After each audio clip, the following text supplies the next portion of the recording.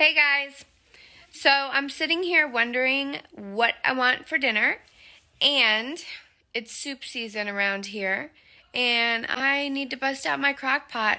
So I think that I'm going to make some posole, which is a spicy pork and hominy soup.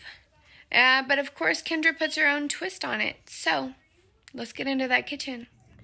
I start by making a base to my soup, which is got my blender filled with some tomatoes and a garlic clove. That's the only garlic clove I have, so I'm going to put some extra garlic powder in there. Probably teaspoon and a half, couple teaspoons. I'm also going to put in some tomato chicken bouillon. Again, that's actually probably going to be a tablespoon and a half. And then we're going to put some salt in, but we're not going to put a whole lot because that chicken bouillon that we just put in has salt in it. So we'll start with that, and if I need more while I'm cooking it, I can add some more. I want it a little bit spicy because that's kind of traditional for the posole.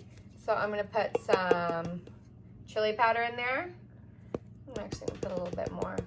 About 2 tablespoons of that. And then I don't know if this actually goes in there or not, but I'm going to put a little cumin because I like cumin and it makes it taste good. Do about a tablespoon of cumin. And we're going to blend that up. We're going to put some water in there. And that's going to be our soup base.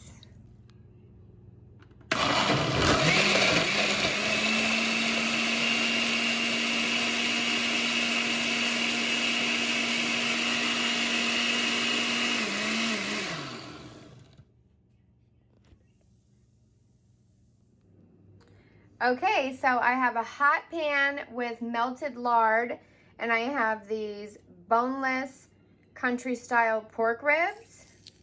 We're gonna give them a nice brown. And here, on all sides, we're gonna make them nice and brown. They're all getting nice and brown on all 4 sides. That lard is going to give it a nice crisp and, of course, a yummy flavor.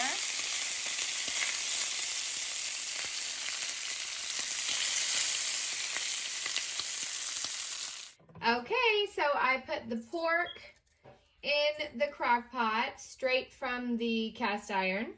And I'm going to throw in some sliced onions. And of course, we're going to throw in our puree that we made in the blender. I'm going to pour that right over it. It will need a little bit more water. So we'll put some more water in. Then we are just going to simply put the lid on and let it cook for 6 hours. Halfway through, I will check it, see if it needs any more salt, give it a mix. Okay, so it's been almost 3 hours, so we're going to take the lid off and give it a little stir. And it smells amazing. We're going to add some hominy. And I'm just using whatever I have on hand, which is white hominy. And I drain the juice off of these. And then I have a golden hominy. We'll do some white and some golden. I don't care. And then I'm going to put in, which is not traditional, it's just my way. Each time I do it a little different. I'm going to put in a little bit of corn to make it a little more hearty.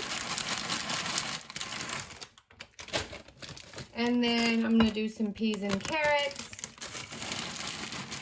And you see all my stuff is best choice, always save, whatever's on sale, because I'm balling on a budget.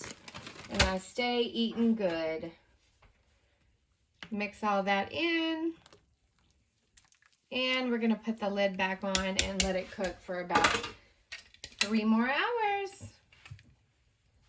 Okay, so I just took the lid off. This is done.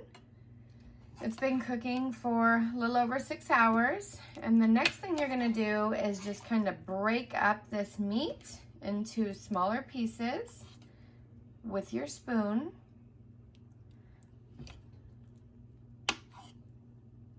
Broken up the meat into smaller pieces. And that is just fine. You could pull the meat out of here and like shred it up if you wanted to, but I'm gonna leave mine kind of chunky like this.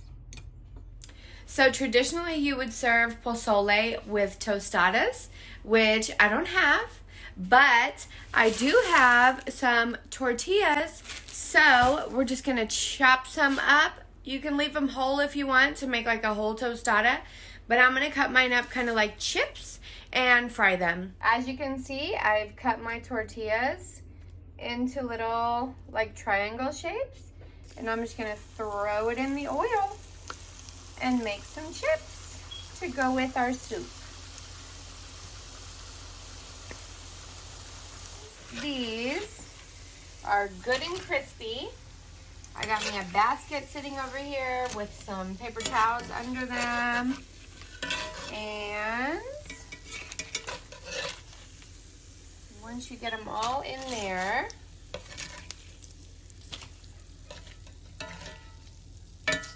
this last little chip does not want to come out of the pan. Okay, so once you get them all in your little basket, you're going to put in some salt and some pepper if you want. Lemon pepper would be so good on these chips, but I don't have any. Give them a little shake. A little pepper on this side, because I feel like this side didn't get much pepper. And your chips are ready. Once you have your delicious soup, posole, whatever you want to call it, in the bowl, I call it posole, but some people might not because of all of the additional veggies and stuff that I put in there. You're going to throw in some freshly chopped raw cabbage. Okay, so we're going to take our first bite. It's fire. Homemade chips. Use this to scoop up your veggies and stuff and eat it. So good. And I didn't tell you guys, but I chopped up some fresh radishes. I love radishes. I do realize that this would be so much better with lemon juice all over the top. Or lime juice, whatever. So, as you can see, I don't follow any special recipes. I throw crap together. It always turns out yummy. I hope this inspires you guys to experiment a little bit with your cooking. Yes, I call this posole, but I throw a bunch of shit in there to make it have my own twist on it.